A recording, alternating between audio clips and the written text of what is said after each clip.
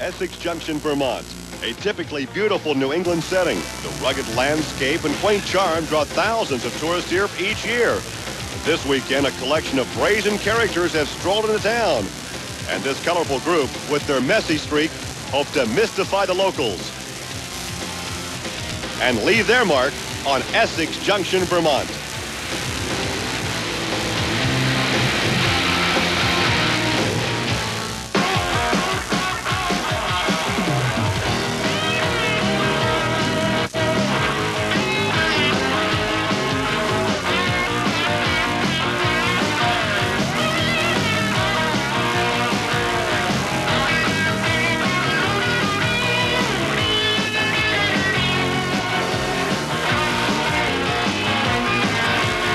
This is Trucks and Tractor Power, featuring the best in NMRO mud racing.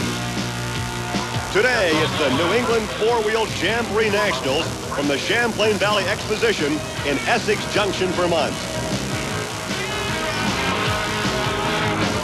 Today, Trucks and Tractor Power makes its first visit to the state of Vermont for the New England Four-Wheel Jamboree Nationals at the Champlain Valley Exposition Center. Now, this facility's been around since the roaring 20s, but they have never seen anything quite like these blowing, supercharged mud racers of NMRO. In fact, this is the Green Mountain State, and these guys will likely churn up a mountain of mud. Let's see if the fans become addicted to mud racing. Here with more in the competition is Armstrong. In order to say I've won them all, you must first say I won the first one, and that's where we are right now in Essex Junction, Vermont, Gary, as you said. The first time ever the Jamboree has rolled this far into the Northeast, and we're going to be seeing a lot of familiar faces, but a lot of new faces too. And the new faces just might have an advantage. These guys in the Northeast are playing with their cars real close to their chest. A lot of humidity in here, a lot of moisture. They're not telling anybody what the baseline is for making horsepower in this event. Earlier you alluded to a mountain. Today we're going to find out who's the king of the mountain in the Northeast. Well, there's a new face. I think that's Curly the Three Stooges, actually the back of the helmet of the mud rat, Rodney Covington. Now, earlier, Army took a look at today's track conditions. This is what it looks like to the very first guy in line. No ruts, almost looks like a Kansas flat mile, if you will. A little bit of water down there. As a matter of fact, there's not very much water in the pit today at all. But the drivers, it doesn't really seem to bother them. They're going to adjust for it accordingly. The starting line looks relatively good. We're going to be finding out where they can stick the horsepower. But right now what I want to do is show you an interesting part, and I want you to listen to something here. Now listen up. Those are the starting beams you hear so much about that trip the electronic timer. As soon as you leave from this end, 180 feet away, it's 2.5 seconds of an E-ticket ride. Gary, back to you. Well, you're ready now for Class 5 competition. Should be a fast course without a lot of friction because of the lack of water. There's a look at Mike Camella in Bonkers.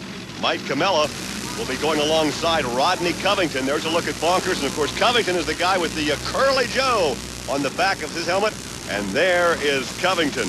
Covington drives the mud rat. We've seen both of these drivers on the tour with us before. However, like we said, this is the first time they've gone this far northeast. Both of them kind of looking at the other guy like, you go first, no, you go first, no, you go first, you go first. They're going into those beams now, and they are going to set the baseline for the rest of the field in just a moment, Gary. Well, it shouldn't be difficult to stage. No gaps to really look for, no ruts to negotiate because it's a flat surface there at the starting line right now for the first pair.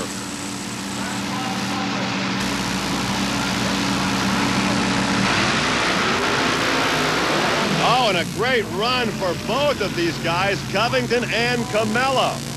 Let's check the times. You talk about a baseline, 277 for Mike Camella. And look at that, Rodney's faster at 261. He lays down the gauntlet in a big way. Yeah, both the drivers showing everybody that we're going to have a race before the day's over. Big Chrysler Hemi horsepower, just muscling on the other end, really getting up making horsepower, Gary. So once again, an excellent run, a 261. Let's go down trackside. You know, it's funny, the vehicle's not really dirty, but then again, we looked at the track before you made the run, and there wasn't that much mud or goo in the track. No, it was a good track. It was sandy. That's a better track for us to run. You get a good hook, and it's really, you can control the vehicle a lot better. Oh, a great crowd, a great racetrack, and some great action coming up on Trucks and Tractor Power. They're part of the great crowd here in Essex Junction. Stay with us. Hey, here's a weekend warrior getting ready to do battle with the rest of the fine iron here as we welcome you back to the Champlain Valley Exposition in Essex Junction, Vermont, as Ford Trucks present the New England Four-Wheel Jamboree Nationals. As Class 5 competition underway in a big way, a 261 laid down just moments ago as we take a look at some more of the show and shine area here in Vermont. Our first chance to travel to this part of the country. And there is a look at Chris Kane and Raising Cane, the outlaw racing team out of Virginia. And he'll be taking on Darren Tibbetts in Midnight Magic. There's David Ray, who's given up the driving duties this weekend to Tibbetts. Now, earlier, Army had some thoughts on fuel consumption. Even though this game only lasts about 3 seconds, there is quite a bit of fuel consumed, and that's quite an expensive process. For an example, the VP racing fuel in this vehicle runs around $2 a gallon. The vehicle runs a 5-gallon tank. They top it off before they run. When they come back into the pit area, it's normally empty. 3 seconds, 5 gallons of fuel, a lot of fuel, you say. That's exactly right, because by the time you warm the engine up, drive it to the line, make a run, and then motor back into the pit area, you've basically used up all the fuel.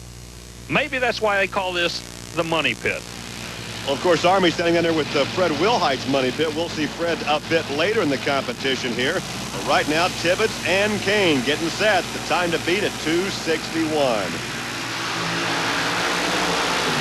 Whoa! Another good run by both these guys. Let's take a look at the numbers. Look at that, a 261 for Tibbetts. Big top end charge by the Ford, a 276 for the Chevrolet-powered Chris Kane vehicle. So we're going to see a good race before the day's over. First 2 runs, they had identical 261 times, Gary. One by Chevrolet or Chrysler and one by Ford.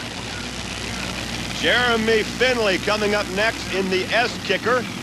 There's a look at Jeremy. Finley relies on the supercharged Chevrolet engine, but who's he going up against the other lane, Gary? Joey Quick, the nickname for Joey Valerial. Both drivers know what they're going to have to do, Gary. The 261's a good number. However, they're still early in the field. Somebody could still bump that number. Could it be one of these 2 guys? We're going to find out right now. Remember, it's the clock they're racing. They're not racing each other. You race the clock in this sport. Oh, a good run by both. Let's check the times. 261's what they had to beat. 260 for Joey Quick, a 260. That makes him quick of the day. Oh, look at this. Yeah. A 253 for Jeremy Finley, and that takes him to the top of the leaderboard. What a run by Finley. Like I say, you're racing the clock here. So Finley waits to get the light he wants and just muscles it on the other end. What a great ride for Jeremy Finley. He is leading at 253. Jeremy, a 253. That's an awfully fast run. Yeah, we've got it dialed in right now. I couldn't have did it without the help of my brother and my family, that's for sure.